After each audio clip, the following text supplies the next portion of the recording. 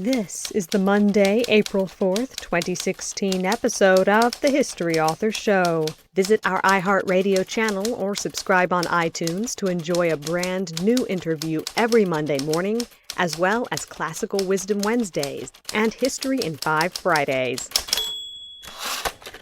Oh, New York ain't New York anymore. How I miss those old pals of mine. The sawdust is gone from the floor where we harmonize sweet Adeline. On the east side, west side, things ain't like before. There are tears in the eyes of the regular guys. Oh, New York ain't New York anymore. Hello and welcome. I'm your host, Dean Karayanis, and this is the History Author Show on iHeartRadio. Today we're strapping into our time machine and heading back to the very earliest days of America's Republic. Our guest is accomplished author Fergus Bordewich, and his book is The First Congress: How James Madison, George Washington, and a group of extraordinary men invented the government. It's the untold story of what was, by necessity, the most productive Congress in U.S. history, sitting in session from 1789 to 1791. Mr. Bordewich is the author of 6 previous books. They include America's Great Debate, Henry Clay, Stephen A. Douglas, and the Compromise That Preserved the Union, Washington, The Making of the American Capital, and Bound for Canaan, the Underground Railroad and the War for the Soul of America. You can learn more about these and his other titles at fergusbordewich.com. Okay, now that this session has been called to order, let's travel back in time to the very first Congress, 225 years ago, in Lower Manhattan.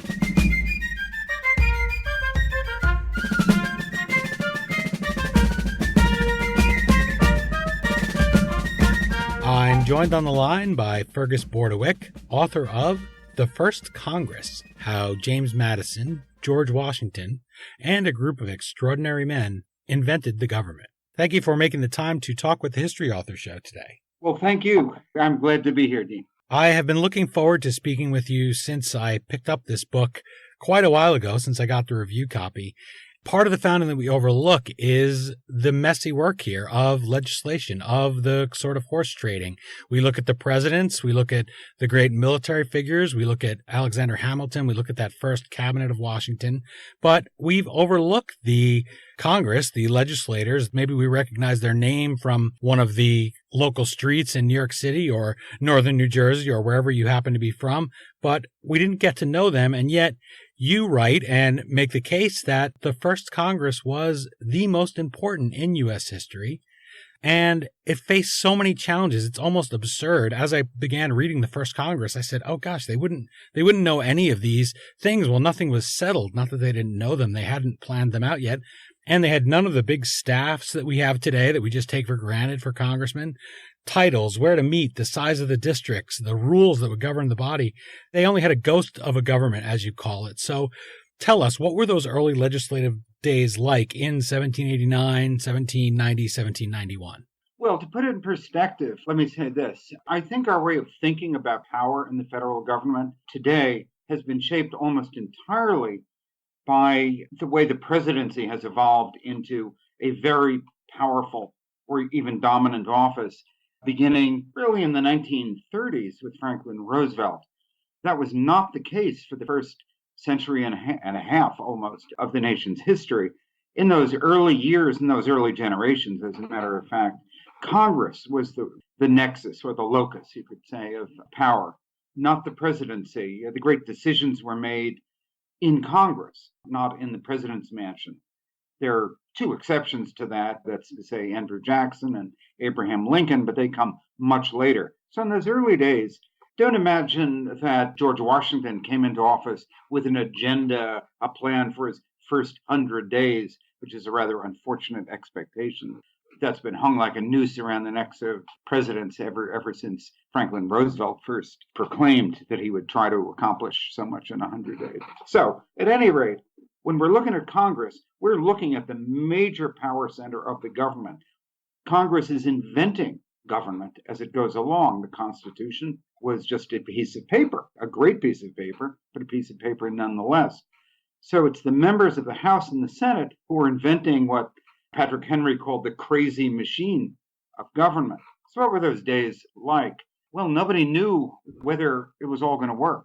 Members of Congress were filled with trepidation. They didn't even really know whether people who'd been elected to the first Congress were going to show up. I love that. When you read their letters, they often express anxiety and even fear that there won't be enough people there to make the government. And John Adams, the vice president who presides over the Senate, predicts that 50% of those members won't even finish out their terms. They'll leave before the end. So the anxiety is tremendous. Nobody knows if the ship of state is going to float or not.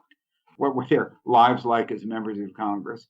They were mostly prodigiously hardworking. Some weren't. Some, one suspects, spent rather too much time in the local taverns, or maybe in the red light district over there by the East River. But the bulk of them were very, very able men, some of them brilliant, like Madison, others not brilliant, but tremendously committed to making government work. They work 6 days a week. They meet for several hours every day. In the evenings, they have committee meetings. Some of them are members of as many as 70 committees. Now, Wow. These are small committees and they're not meeting all the time, but just imagine how great a commitment this is on the part of members to set themselves such an enormous workload. They're figuring out everything as they go along. You were speaking about the presidency and the role of the president, and I thought how you describe a few places in the first Congress how Washington is leading, but quietly. He's not going and hectoring these legislators. He's not trying to tell them what to do. I believe it's maybe a European observer who's noticing this about Washington. And you say that Washington would have very much liked to have been remembered this way for how he sort of lays things out without pushing anybody or without saying it's his agenda for things. And the push and pull of Congress and the executive, we see that a few times. You mentioned Jackson and Lincoln. Then after the Civil War, we get into the Gilded Age. We're switching a lot of presidents. It pulls back very much the other way, where people begin to say, well, the president walks the street alone. People think it's crazy. And William McKinley has one guard at the White House. It just seems inconceivable today. So if you take those steps back to the time you're speaking about, you get to the point where there are no whips. There's no majority leader, no minority leader, not a speaker of the House. But one of the men you mentioned that does take the lead is James Madison. What was his role in creating the government? And George Washington is the other man in the dust jacket. How do they work together there, Washington leading and Madison doing the work here? Well, I'd turn that around a bit, Dean. I would say that Madison is more often doing the leading and Washington is letting him lead. Washington is not a very directive figure at the time of the first Congress. Washington is, to his bones, a Republican. That's a small r Republican. He believes in Republican government. He believes that Congress is the leading edge of government and that it's the president's job to execute the executive branch, to execute what Congress decides. Now, that said, Washington has views. He plays them pretty close to his vest. The one area in which he really does make his desires pretty clear, not to Congress, but through Madison, is on the location of the federal capital, the national capital. We'll talk about that a bit later, perhaps. Washington and Madison are close. Madison is as close to a friend as Washington probably had. Protege is probably more accurate. Washington was a cold man. He was charismatic, magnetic. People, members of Congress and the public, were interested in what Washington wanted, though he rarely expressed that in so many words. And I think Madison had a great knack for reading Washington's mind. But Washington deferred to Madison. Madison was, after all, the author of much of the Constitution. Madison was a brilliant parliamentarian. Washington was not. He was a different kind of leader, a unifying figure for the nation. But the strategy that was pursued during the first Congress, especially at the beginning, was largely Madison's. He was Sometimes it's said that he filled the role of a prime minister for Washington, but more precisely, he crafted the role of floor leader. That's to say, he managed legislation in that first and much of the second session, deciding what was going to come up, and had a great influence on the appointing of men to committees. Madison and Washington conferred almost every day. They didn't leave notes, unfortunately. One would love to have been a fly on the wall in the president's mansion while Madison was there, filling him in on the day's doings in Congress. Another area that required a great deal of creative politics in the first Congress was the crafting of the first amendments, which we now call the Bill of Rights. Nobody then called them the Bill of Rights. That's a much, much later term. There were more than 200 proposed amendments. Madison took on the role of cutting those 200 down to a manageable number. Many of them were overlapping, but most of them had been proposed by anti-Federalists. That's to say, the enemies of the Constitution, people who wanted to undo the government created by the Constitution. Madison was at that point a strong supporter of amendments. He started out as an enemy of amendments. Then he ran for Congress and an anti-Federalist district in Virginia. And during that campaign for his seat, he said, well, in fact, he'd always supported amendments all along, which wasn't actually true, but it did help him get elected. And then once in office, he said, well, he didn't really support most of those amendments anyway. In today's terms, most commentators anyway, would probably condemn Madison as a flip-flopper, having been against amendments before he was for them, before he was against them again.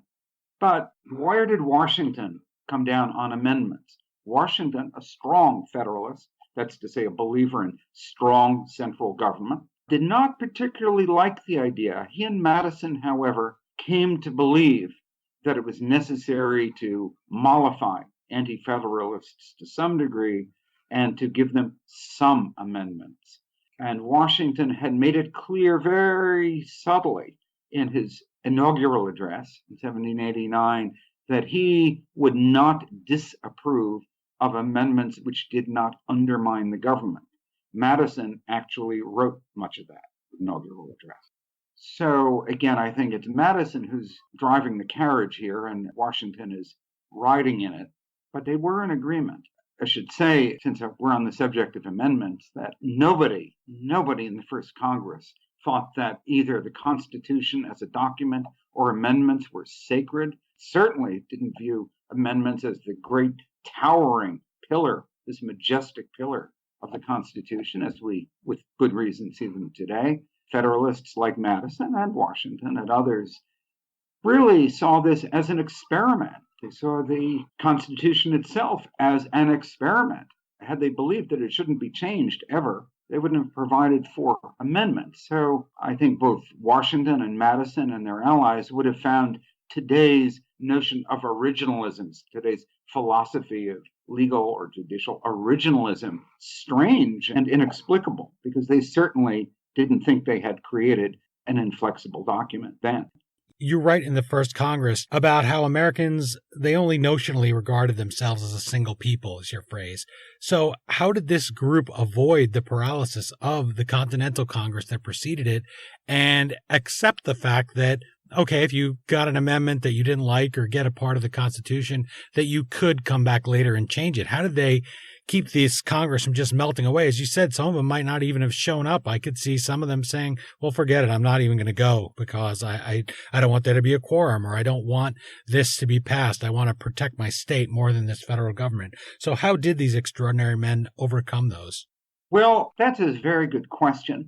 How did they overcome sectionalism or their loyalty to special interests? And the first Congress didn't do any of its work with a collective group hug or singing a 1789 version of Kumbaya. Yeah. Picture the founders here, even little James Madison and others. He was little, he was only about 5'1" and not very healthy, but nonetheless, picture him and other members with their rough sleeves rolled up, their jackets off, their wigs thrown down on the floor, and kind of duking it out here in Federal Hall, which stood on Wall Street in New York City. There certainly were sectional forces that were pulling members away from a consensus on many issues. There were major battles over the creation of the federal court system, over Alexander Hamilton's financial plan, over the location of the federal capital, and many other subjects. What enabled them? What engine was it that was driving them, however, to come to agreement, come to consensus, pushing them to compromise and to make the government work? In great part, it was fear of failure. The Articles of Confederation, which had held sway for the previous several years, were a failure. Everybody knew that they had failed. Under the Articles of Confederation, Congress was more like a committee with no chairman than it was a strong central government. And the members of the First Congress were afraid that if they failed, the entire country would fragment into any number of parts. Remember, you have 13 different states. And in fact, when Congress met in 1789, there were really only 11. North Carolina and Rhode Island had not ratified the Constitution and were resisting it. Rhode Island with particular tenacity, so much so that it became a problem for Congress. And there was open discussion of sending troops to the border of Rhode Island, marching in and bringing about what we today rather delicately call regime change in Providence, and installing a state government more friendly to the nation. So anxieties and dangers like this are everywhere. There were fears that if the United States failed to pull itself together and become stronger, that the British might peel off parts of the country again. The British were still very powerful in Canada and were occupying certain forts that were technically American. The Spanish were a kind of menace, territorial menace from the Mississippi Valley. Southerners even threatened secession, even in 1789 and 1790. If this new central government dared to tamper with slavery, New England had its own interests, and many New Englanders, many Pennsylvanians, many Southerners talked about people from other states as if they were foreigners. The language that was used is sometimes shocking. We think of Pennsylvania and New York, they're neighboring states. But representatives from Pennsylvania said, what do we have in common with the Yorkers? Who were they to us? New Englanders are really the most extreme of all on that score. So what made these men extraordinary and remarkable was not that they were so unlike us or so unlike the members of Congress today, but that they reached deep into themselves and they achieved extraordinary things because they were desperate and they didn't dare to fail. I'm glad you brought up the fear, because the fear of failure was something I was thinking about and included that in a couple of my questions. As I was preparing for this interview, I listened to your speech at the 2012 National Book Festival, and listeners can find that online if they'd like to listen to it. You were talking about a previous book. You described your experience falling in love with books as a small child in Yonkers, New York, just north of the city. You talk about climbing up the bookshelves, and sometimes you'd climb so high for a book that you'd have to call your mother to come and get you down. Then as I was reading the First Congress, I saw that as a metaphor for these representatives that are in there, and they're required to make this climb, and they have nobody that they can call to help bail them out. I wondered if that fear also acts as a unifying factor, and if it wasn't the fear, what was it that keeps this from falling apart as the Articles of Confederation did? Well, besides the fear of failure, these men really wanted to make the machine work. There were Anti-Federalists, there were a minority, and they were strident in the First Congress. Elbridge Gerry, the leading Anti-Federalist, he was a representative from Massachusetts, and he gives us the term gerrymandering, which should really be gerrymandering, that the term didn't come into use until some years later when he was governor of Massachusetts. Elbridge Gerry, a very active member of the First Congress, refused to sign the Constitution because he thought it was a lousy document. So there are Anti-Federalists who are very grudging. They're not happy with the new government. But yet, these are virtually all men who were what we today call, usually very unkindly, professional politicians. None of these were men who had left their plow in the field or torn off their shoemaker's leather apron to join Congress as amateurs. Virtually all of them had held office in towns, counties, cities, states or had been members of one of the previous Congresses. These men were men with political experience. They were not all idealists. They were pragmatists, very pragmatic. There were very, very few zealots in the first Congress. After all, they just fought a revolution. What did they fight it for? They fought it in order to be able to do politics. They didn't fight the revolution to take politics out of government, the way some people in today's America imagine we'd be better off, but rather they fought a revolution to put politics into government. As residents of a colonial region under the British, they had not been allowed to do politics, or at least not very much. So they believed in politics as a solution to public problems. None of them thought the government or that the institutions of government that had just been created were the enemy. Nobody wanted to overthrow the government. I want to underscore this because I think that there are politicians in today's America and many members of the public who've been told for a generation that government is the problem. And I think they're often folks who, well-meaning, are very uninformed about why the founders created the government they did, why they created the institutions they did. And none of the founders, the members of the first Congress, imagined that government could be done without brutal compromises, competition, verbal slugfests, and very, very hard-won compromises. I think we have an idealized notion of compromise today, that it's a happy experience for everyone, and everyone goes away feeling that he got something good. By and large, in real compromises, most people go away feeling not so good at all because they didn't get everything they wanted. And if we really want to honor the founders, I think we need to go back and look at the realism and pragmatism with which they, one, created government and set out to make it work. And gave us the amendment process, knowing that there were some things they wouldn't have dealt with, that they did, if not kick the can down the road, I guess would be the unkind way to put it, but also saying, here you go, kids, this is your legacy and here are the tools. We're going to hand over the old jalopy to you and you could start working on the car. We never got around to fixing that ping in the engine, so to speak. So they understood that it wasn't a complete and finished document at the time, and they gave us the tools with which to fix it and modify it and add a spoiler on it to continue my car metaphor, which may or may not be working for people.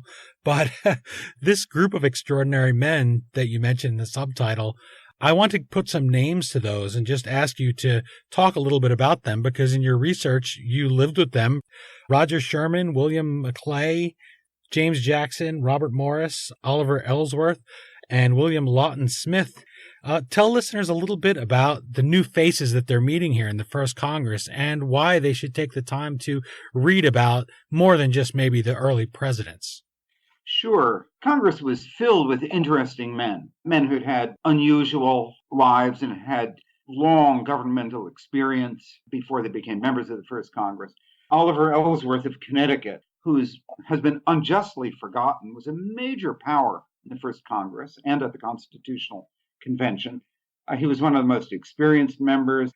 He authored the judiciary bill that created the Supreme Court and the federal court system. It was an amazing accomplishment.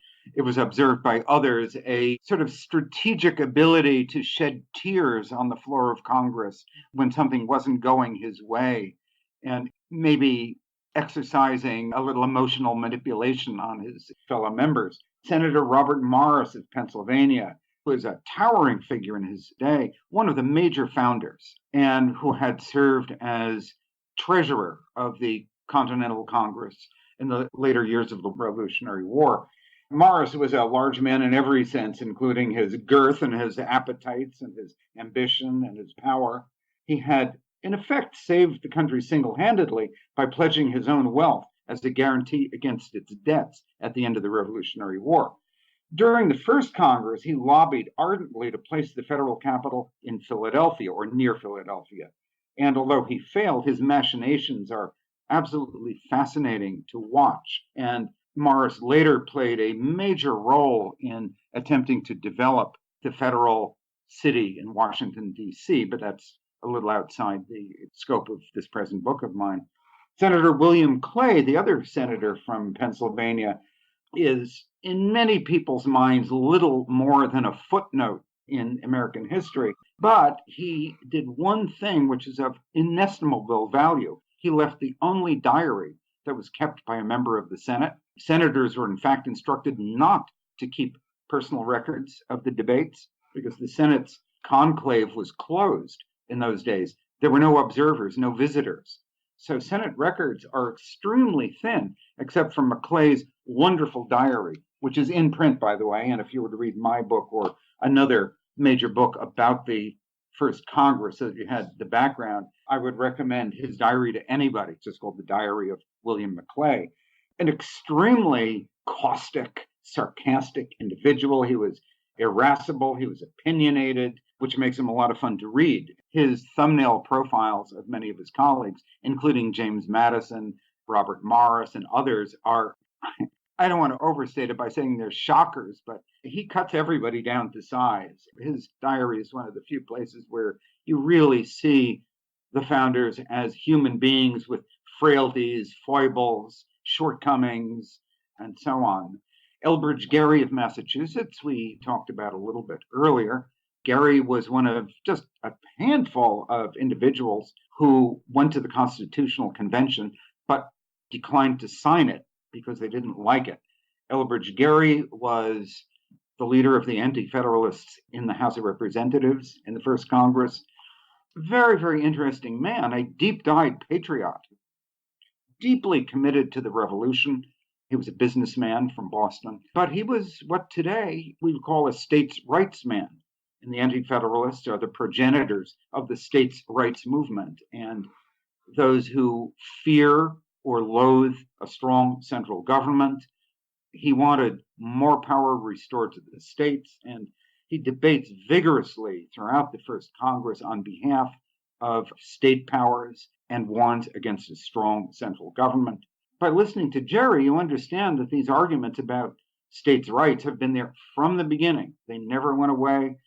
Gerry's arguments are picked up by John C. Calhoun a generation or two later, and you hear them same arguments being made on the brink of the Civil War. And frankly, you hear them today from Tea Partiers, who ironically, when they proclaim their loyalty to the Constitution, are actually proclaiming their loyalty to the Anti-Federalists who opposed the Constitution. I mean, another man who deserves to be better known is Theodore Sedgwick of Massachusetts, who became, in effect, the floor manager for the radical financial program that was engineered by Alexander Hamilton, the Treasury Secretary.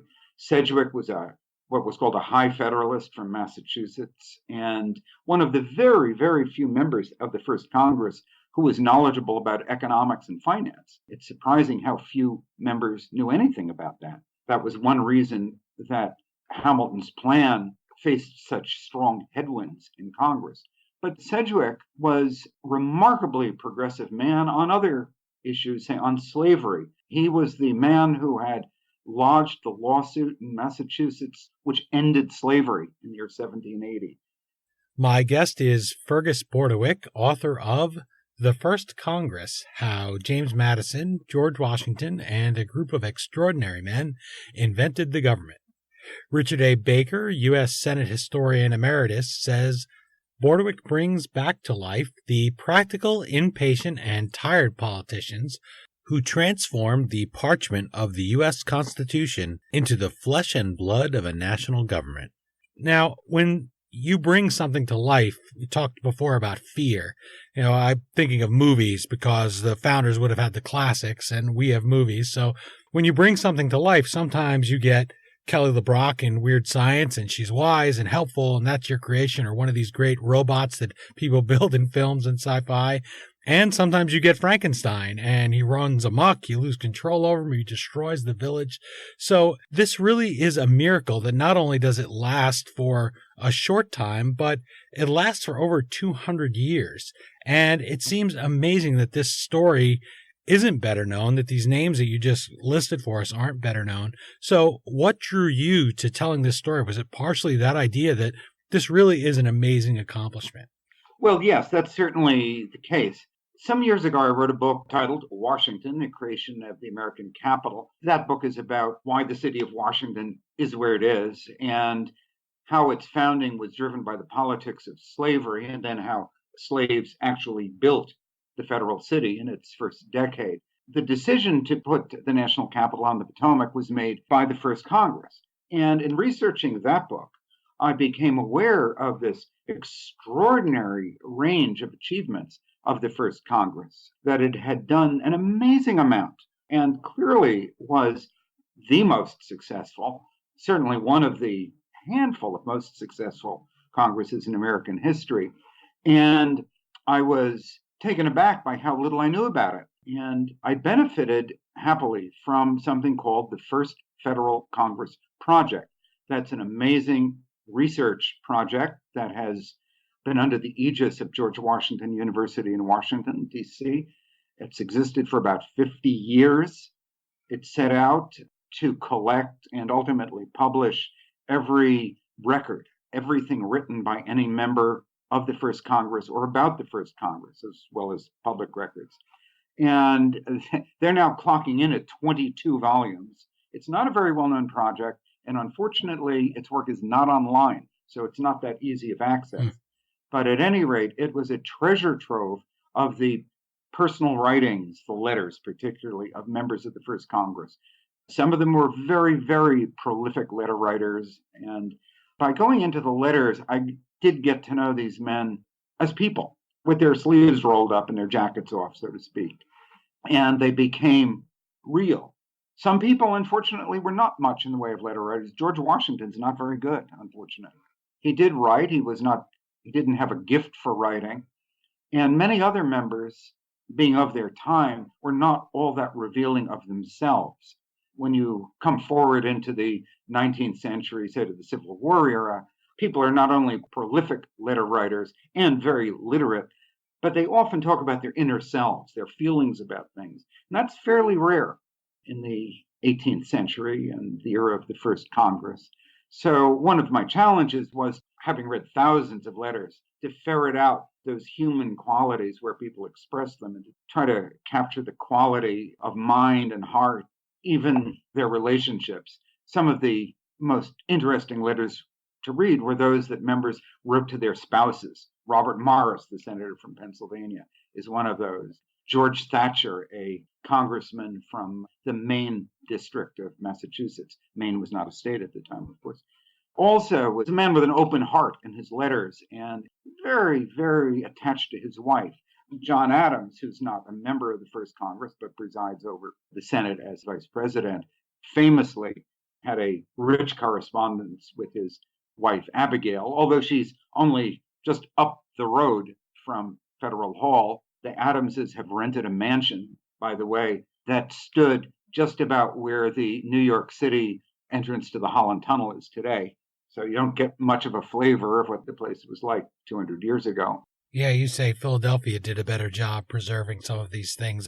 We have Francis Tavern, and that's about it, unfortunately, left in Manhattan. Yeah, it's frustrating. You walk lower Manhattan and you were thwarted again and again by trying to reimagine what the world was at that first Congress. The street pattern, interestingly enough, is pretty much the same, but other than Francis Tavern and the bay itself, the water, there's really nothing that reflects what times were like then. The reason maybe for not preserving more of the first Congress and not recognizing more of their hard work, not only what we spoke about earlier about not everyone's getting everything they want and everybody's not walking out of there thinking, wow, what an awesome job we did. I got everything for everybody back home. They do have to sell it. But also the focus of history tends to tilt towards the presidency. It tilts towards George Washington. When you're talking about these legislators from 200 years ago, are people getting it right away? The book's been out a little while now, I guess a month. Are people understanding what you're going for? Are they as fascinated and passionate? And as a writer, do you feel that you accomplished your goal and are reaching them now about why the first Congress is so interesting? Well, yes, I do, on both scores. I do feel that I've accomplished what I set out to do by both making clear how crucial the first Congress was to our history. Bear in mind, and I can't underscore this enough, they might have failed. There was no guarantee going into it that they were going to succeed and make this government. So this is a kind of a cliffhanger of a story. And the response to the book has been absolutely terrific. Reviews have been superb. And when I speak, and I've spoken quite a bit on the book on the East Coast and here on the West Coast where I now live in San Francisco, and I think people feel that they're discovering a piece of history that they didn't even know existed. And one of my goals, this book has no ideological agenda whatsoever, but insofar as I had a desire for the book, it's to help show Americans today, one, how fragile and frail our government was at the start, and two, to lift up people's understanding of why the founders created the government the way they did. They made it difficult and challenging and competitive by design, in order to preclude power centering in any one individual or even in any one branch. Surprisingly enough, where there were fears of some kind of monarchical government taking hold at the beginning, it wasn't so much that people were afraid of the president, because the presidency was extremely weak. James Madison is forever looking for ways to fill the empty vessel of the presidency with some kind of power. But rather, the fear of monarchy or aristocracy, more to the point, lies in the Senate, a fear that the senators are then elected by members of state legislatures. Many of those states have property restrictions on who can vote. So there's a fear that the Senate will become an aristocratic body. So it's counterbalanced with the power of the House of Representatives, which is a new creation, of course, by the Constitution. And I would like to think that my book will help lift, in present-day Americans' minds, lift the status of politicians. I admire politicians. I'm dismayed by the disdain that so many Americans today profess for politicians, and particularly for pragmatic politicians. I think we're paying the price for maybe 1-2 generations of Americans who haven't had a very good education in American history or in civics or in how government actually works, and somehow think that the founders intended it to be more efficient and presidents to be decisive and to get their way on everything. The founders didn't want the president or the senators or any single group to get its way on everything. And that may be frustrating, but it's given us an extremely stable government. I am concerned that Americans over this last generation have become so disdainful of it. When I watch these machinations, I hear things like, well, the system is broken, the Congress is broken, they're not doing what the president wants done, or people are saying, well, Congress isn't doing this, they're not stopping what the president wants to do when he's maybe exercising some of his powers that are enumerated for him in the Constitution. And I always think it's not broken. It's running exactly how it should run. We were talking before about you climbing up on that bookcase. How many lessons do we need to learn when we're small? You think this isn't working and you start banging away at it, right? And then your mom or your dad comes and says, no, that's not how you do it. It's hard to get this to work right. I think that very much, especially reading the first Congress. I say, here's where they build this machine. And yes, it's complicated. And yes, it may seem frustrating sometimes. You just want to put a potato in at one end and get French fries out at the other end. But it brings us to something you touched on before, Theodore Sedgwick and him acting for Alexander Hamilton. Hamilton's part of the cabinet, so he's part of the executive branch, but he has Sedgwick helping to advance this agenda. Talk briefly about monetary policy, currency, the debt, and credit, and how important these are, even things like what currency for us to have as Americans to make sure what you spend up in the territory of Maine is going to be worth the same down in South Carolina. Yeah, well, one of the problems that prompted the Constitutional Convention and led to ultimately the formation of the first Congress was this country's dire financial straits, which had several different aspects. On one hand, there were more than 50 different currencies in circulation among the 13 states, more than 50. Thomas Jefferson, when he traveled from his home in Virginia up to New York City to take up his office as Secretary of State, had to change money at every state line, and he got skinned every time. This was recognized as a problem by everyone, and especially by those who wanted to build American enterprise and business. Now, the other problem, even greater, is the following. The United States was deeply, deeply in debt to lenders who had provided money during the Revolutionary War. Those lenders were primarily bankers in Amsterdam, Holland, and in France. And the United States essentially was a deadbeat nation. It was the Greece of 1789 in economic terms. the country was something like $77 million in debt, an astronomical sum in 1789. Because it was so in debt, it could not borrow any money, nor could most of the states. That debt of 77 million included both state debts and that of the national government rolled together. One of Hamilton's brilliant ideas was to do precisely that, to roll all that debt together, take it on as national debt, and then pay it off in installments. And he argued, in the end persuasively, but it was very, very difficult. He had a lot of opposition in Congress. He argued that, one, it would strengthen the national government, the central government, by taking on debt and using it as leverage. Why? Because lenders will lend more money to somebody who's good for paying it back. He wanted the United States to enjoy the support of potential lenders for when it needed money to be lent in the future.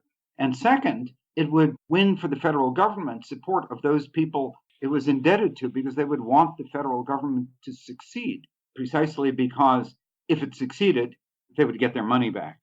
This was very difficult to explain to men who had no education in finance or economics, in large part.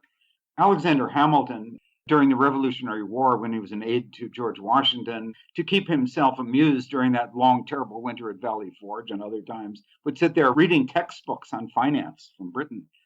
Other people were tramping back and forth trying to keep their hands warm. He was reading finance. I was going to say, someone must have wanted to grab him and burn him. Say, put him on the fire. Let's get something warm in here.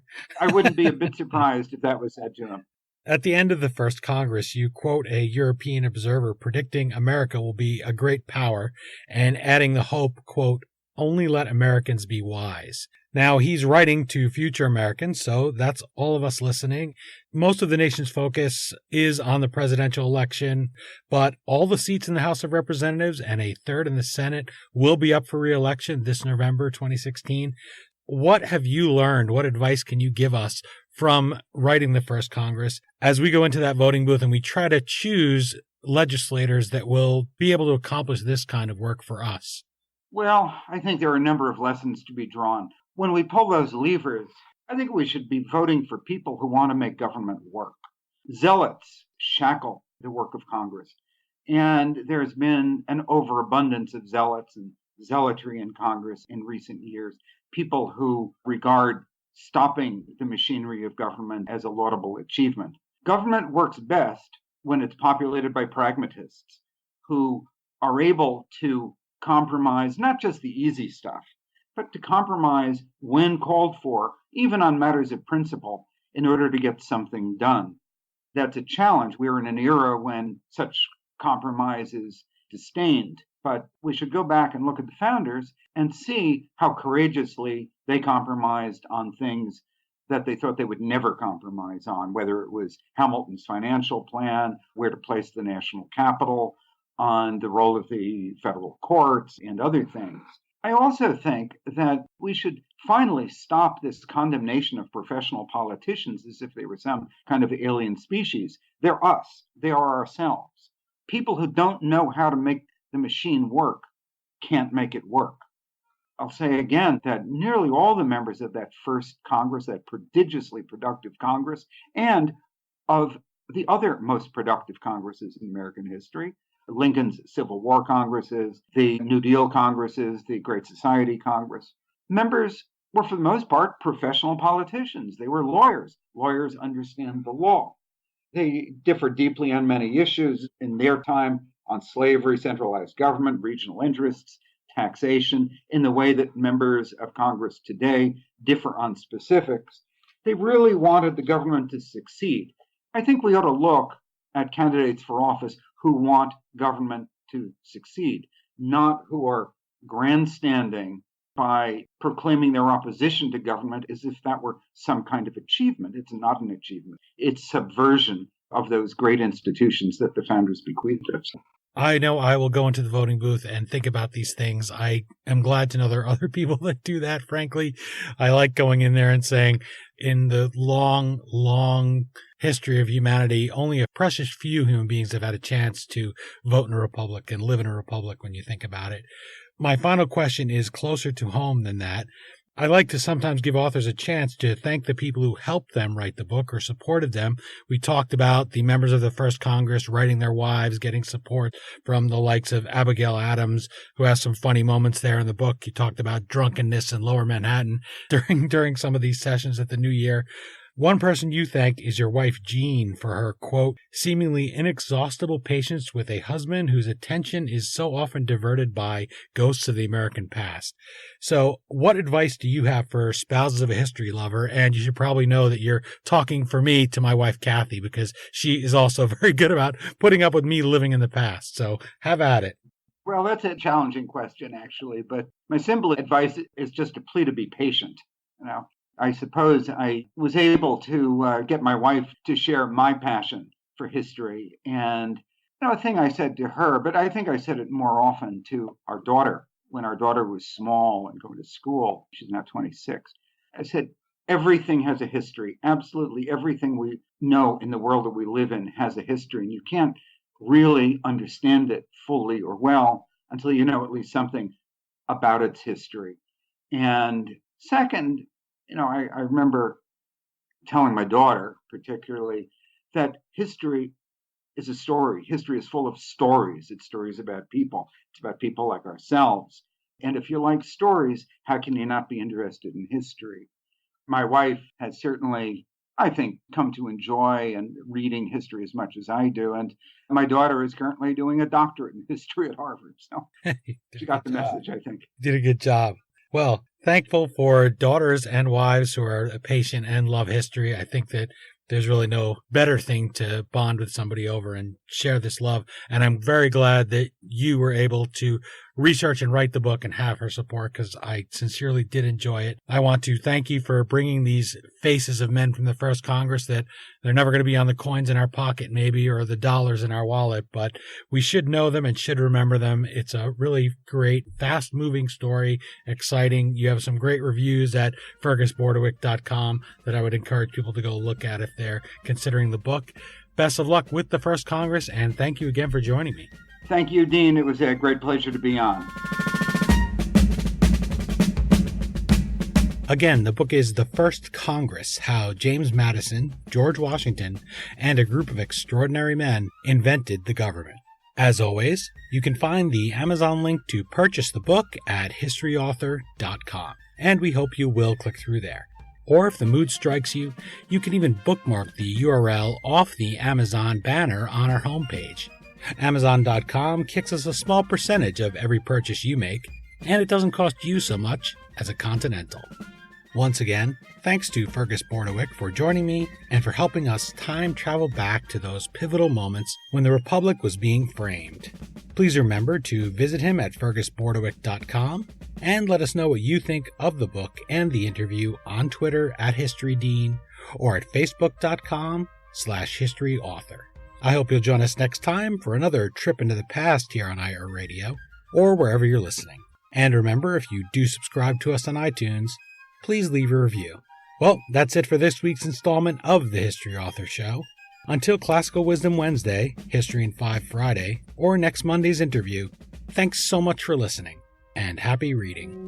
We still call it Broadway, but what's in a name? Take it from Georgie, it isn't the same. On the east side, west side, things ain't like before. There are tears in the eyes of the regular guys. Oh, New York ain't New York anymore.